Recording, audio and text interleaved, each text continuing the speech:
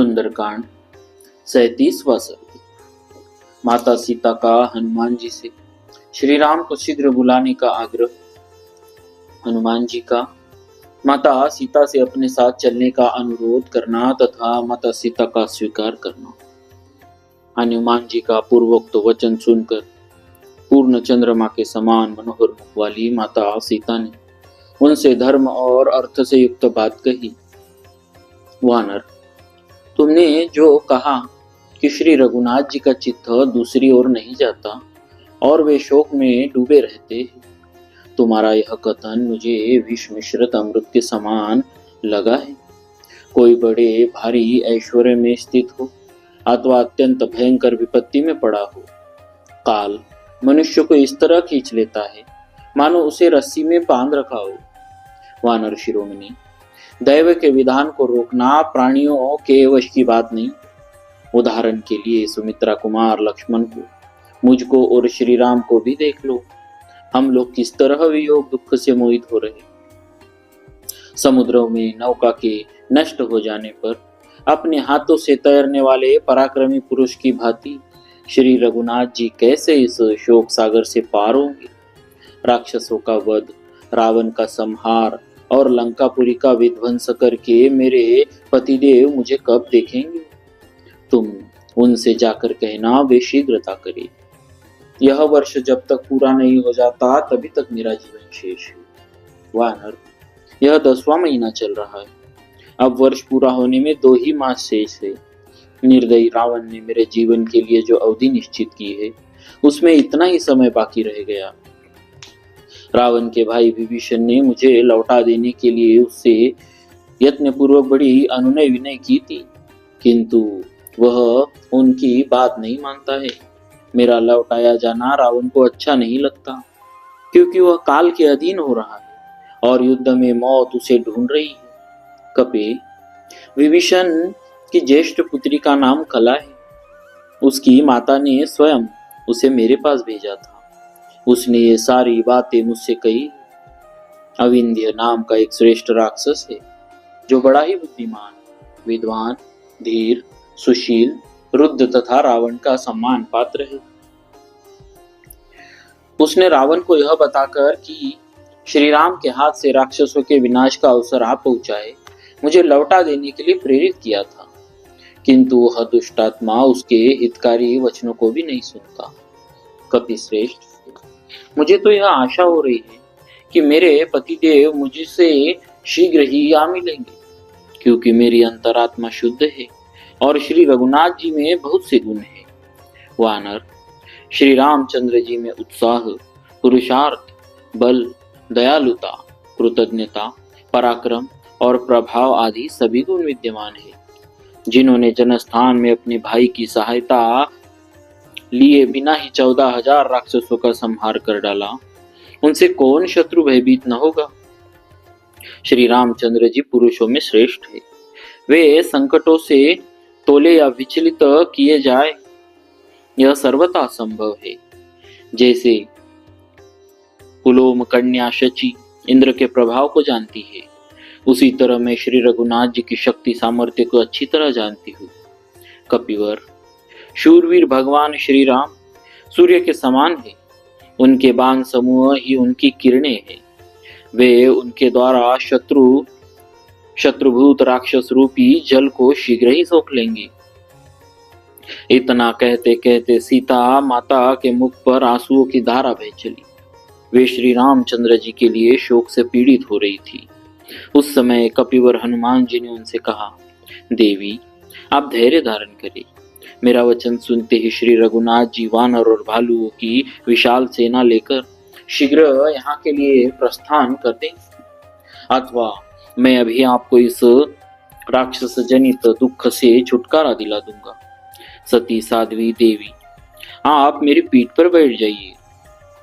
आपको पीठ पर बैठा कर मैं समुद्र को लांघ जाऊंगा। मुझ में रावण सहित सारी लंका को भी ढोले जाने की शक्ति है। मिथिलेश कुमारी, रघुनाथ जी प्रस्थवनगिरी पर रहते हैं। मैं आज ही आपको उनके पास पहुंचा दूंगा। ठीक उसी तरह जैसे अग्निदेव हवन किए गए भविष्य को इंद्र की सेवा में ले जाते हैं। विदेह नंदिनी, दैत्यों के वध के लिए उत्साह रखने वाले भगवान विष्णु की भांति राक्षसों के संहार के लिए सचेष्ट हुए श्री राम और लक्ष्मण का आप आज ही दर्शन करेंगे। आपके दर्शन का उत्साह मन में लिए महाबली श्री राम पर्वत शिखर पर अपने आश्रम में उसी प्रकार बैठे हैं जैसे देवराज इंद्र गजराज ऐरावत की पीठ पर विराजमान होते हैं। देवी, आप मेरी पीठ पर बैठिए। शोभने, मेरे कथन की उपेक्षा न कीजिए। चंद्रमा से मिलने वाली रोहिणी की भांति आप श्री रामचंद्र जी के साथ मिलने का निश्चय कीजिए। मुझे भगवान श्री राम से मिलना है। इतना कहते ही आप चंद्रमा से रोहिणी की भांति श्री रघुनाथ जी से मिल जाएगी। आप मेरी पीठ पर आरूढ़ होइए और आकाश मार्ग से ही महासागर को पार कीजिए। कल्याणी, मैं आपको लेकर जब यहाँ से चलूंगा उस समय समुचे लंका निवासी मिलकर भी मेरा पीछा नहीं कर सकते। विदेह नंदिनी, जिस प्रकार मैं यहाँ आया हूँ उसी तरह आपको लेकर आकाश मार्ग से चला जाऊंगा, इसमें संदेह नहीं। आप मेरा पराक्रम देखिए। वानर श्रेष्ठ हनुमान जी के मुख से यह अद्भुत वचन सुनकर मिथिलेश कुमारी माता सीता के सारे शरीर में हर्ष और विस्मय के कारण रोमांच हो आया। उन्होंने हनुमान जी से कहा, वानर युगपति हनुमान, तुम इतने दूर के मार्ग पर मुझे कैसे ले चलना चाहते हो? तुम्हारे इस दुस्साह को मैं वानरोचित चपलता ही समझती हूँ। वानर शिरोमणि, तुम्हारा शरीर तो बहुत छोटा है, फिर तुम मुझे मेरे स्वामी महाराज श्री राम के पास ले जाने की इच्छा कैसे करते हो? सीता जी की यह बात सुनकर शोभाशाली पवन कुमार हनुमान ने इसे अपने लिए नया तिरस्कार ही माना। वे सोचने लगे, कजरारे नेत्रों वाली विदेह नंदिनी माता सीता मेरे बल और प्रभाव को नहीं जानती, इसीलिए आज मेरे उस रूप को जिसे मैं इच्छानुसार धारण कर लेता हूँ ये देख ले। ऐसा विचार करके शत्रु मर्दन वानर शिरोमणि हनुमान ने उस समय माता सीता को अपना स्वरूप दिखाया। वे बुद्धिमान कपिवर उस वृक्ष से नीचे कूद पड़े और माता सीता को विश्वास दिलाने के लिए बढ़ने लगे। बात की बात में उनका शरीर मेरु पर्वत के समान ऊंचा हो गया। वे प्रज्वलित अग्नि के समान तेजस्वी प्रतीत होने लगे। इस तरह विशाल रूप धारण करके वे वानर श्रेष्ठ हनुमान माता सीता के सामने खड़े हो गए। तत्पश्चात पर्वत के समान विशाल का, तांबे के समान लाल मुख तथा वज्र के समान दाढ़ और नख वाले भयानक महाबली वानर वीर हनुमान विदेह नंदिनी से इस प्रकार बोले, देवी, मुझ में पर्वत, वन, अट्टालिका, चार दीवारी और नगर द्वार सहित इस लंकापुरी को रावण के साथ ही उठा ले जाने की शक्ति है। अतः आप मेरे साथ चलने का निश्चय कर लीजिए। आपकी शंका व्यर्थ है। देवी, विदेह नंदिनी, आप मेरे साथ चलकर लक्ष्मण सहित श्री रघुनाथ जी का शोक दूर कीजिए। वायु के औरस पुत्र हनुमान जी को पर्वत के समान विशाल शरीर धारण किए देख प्रफुल्ल कमल दल के समान बड़े बड़े नेत्रों वाली जनक किशोरी ने उनसे कहा, महाकवि, मैं तुम्हारी शक्ति और पराक्रम को जानती हूँ। वायु के समान तुम्हारी गति और अग्नि के समान तुम्हारा तेज अद्भुत तेज है। वानर युगपते, दूसरा कोई साधारण वानर अपार महासागर के पार की इस भूमि में कैसे आ सकता है? मैं जानती हूँ तुम समुद्र पार करने और मुझे ले जाने में समर्थ हो, तथापि तुम्हारी इस तरह मुझे भी अपने कार्य सिद्धि के विषय में अवश्य भली भांति विचार कर लेना चाहिए। कपि श्रेष्ठ, तुम्हारे साथ मेरा जाना किसी भी दृष्टि से उचित नहीं, क्योंकि तुम्हारा वेग वायु के वेग के समान तीव्र है। जाते समय यह वेग मुझे मूर्छित कर सकता है। मैं समुद्र के ऊपर ऊपर आकाश में पहुंच जाने पर अधिक वेग से चलते हुए तुम्हारे पृष्ठभाग से नीचे गिर सकती हूँ। इस तरह समुद्र में जो तिमी नामक बड़े बड़े मत्स्य नाकों और मछलियों से भरा हुआ है, गिरकर विवश हो मैं शीघ्र ही जल जंतुओं का उत्तम आहार बन जाऊंगी। इसीलिए शत्रु नाशक वीर मैं तुम्हारे साथ नहीं चल सकूंगी। एक स्त्री को साथ लेकर जब तुम जाने लगोगे उस समय राक्षसों को तुम पर संदेह होगा, इसमें संशय नहीं। मुझे हर कर ले जाई जाती देख दुरात्मा रावण की आज्ञा से भयंकर पराक्रमी राक्षस तुम्हारा पीछा करेंगे। वीर, उस समय मुझ जैसी रक्षणिया अबला के साथ होने के कारण तुम हाथों में शूल और मुदगर धारण करने वाले उन शौर्यशाली राक्षसों से घिरकर प्रशंसा प्राण संचय की अवस्था में पहुंच जाओगे। आकाश में अस्त्र शस्त्रधारी बहुत से राक्षस तुम पर आक्रमण करेंगे और तुम्हारे हाथ में कोई भी अस्त्र न होगा। उस दशा में तुम उन सब के साथ युद्ध और मेरी रक्षा दोनों कार्य कैसे कर सकोगे? कपि श्रेष्ठ, उन क्रूर कर्मा राक्षसों के साथ जब तुम युद्ध करने लगोगे उस समय मैं भय से पीड़ित होकर तुम्हारी पीठ से अवश्य ही गिर जाऊंगी। कपि श्रेष्ठ, यदि कहीं वे महान बलवान भयानक राक्षस किसी तरह तुम्हें युद्ध में जीत ले अथवा युद्ध करते समय मेरी रक्षा की और तुम्हारा ध्यान न रहने से मैं गिर गई तो वे पापी राक्षस मुझ गिरी हुई अबला को फिर पकड़ ले जाएंगे। अथवा यह भी संभव है कि वे निशाचर मुझे तुम्हारे हाथ से छीन ले जाए या मेरा वध ही कर डाले, क्योंकि युद्ध में विजय और पराजय को अनिश्चित ही देखा जाता है। अथवा वानर शिरोमणि, यदि राक्षसों की अधिक डांट पड़ने पर मेरे प्राण निकल गए तो फिर तुम्हारा यह सारा प्रयत्न निष्फल ही हो जाएगा। यद्यपि तुम भी संपूर्ण राक्षसों का संहार करने में समर्थ हो, तथापि तुम्हारे द्वारा राक्षसों का वध हो जाने पर श्री रघुनाथ जी के सुयश में बाधा आ जाएगी। यही लोग कहेंगे कि श्री राम स्वयं कुछ भी न कर सके।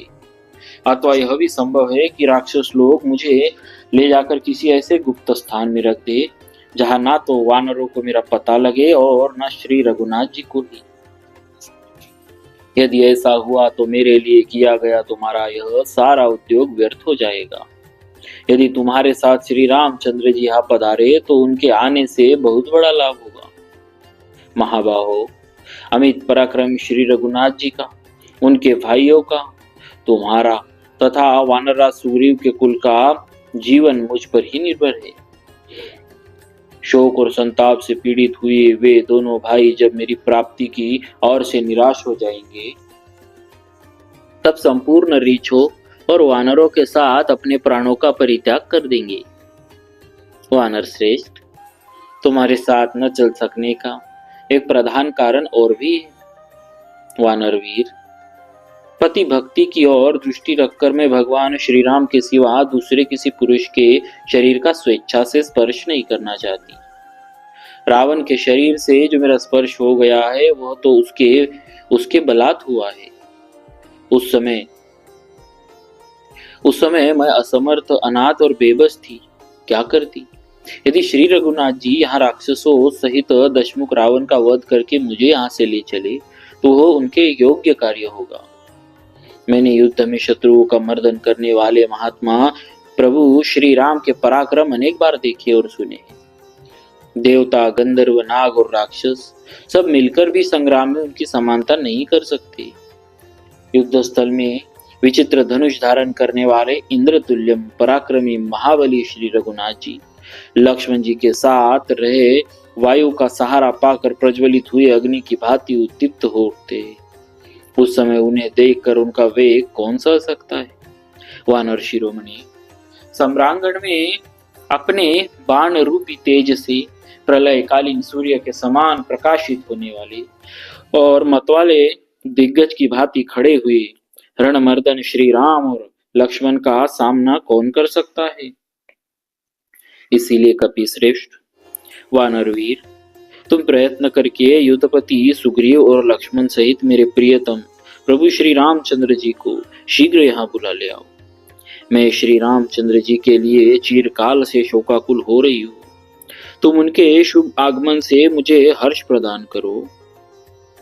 इस प्रकार श्री वाल्मीकि निर्मित हर्ष रामायण आदि काव्य के सुंदर कांड में 37वां सर्ग पूरा हुआ। बोलिए श्री सीताराम जी महाराज।